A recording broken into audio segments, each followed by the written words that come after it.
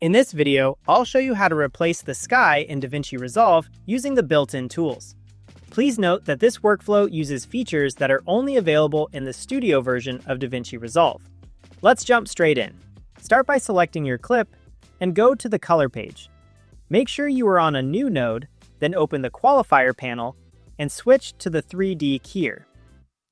Click and drag over the sky in your image to sample it. Keep dragging until the sky area is fully selected and appears clean and solid in the matte. If needed, refine the selection using the clean black and clean white controls to get a more accurate key. Once your sky is properly isolated, go to the Effects panel in the Color page. Search for Sky Replacement and drag the effect. Now connect the two nodes together by dragging the blue alpha output from the first node into the blue alpha input of the sky replacement node. This tells DaVinci Resolve to apply the effect only to the keyed sky area. With the sky replacement effect selected, enable Artificial Sky and increase the sky opacity to bring the new sky into the shot.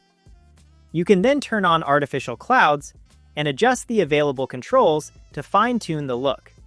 Take your time here and balance the settings so the sky feels natural and blends well with the original footage. If needed, you can also go back to your key and make small adjustments to improve the edge or reduce spill. Once everything looks good, you're done. That's how you can quickly replace the sky in DaVinci Resolve using the Studio tools.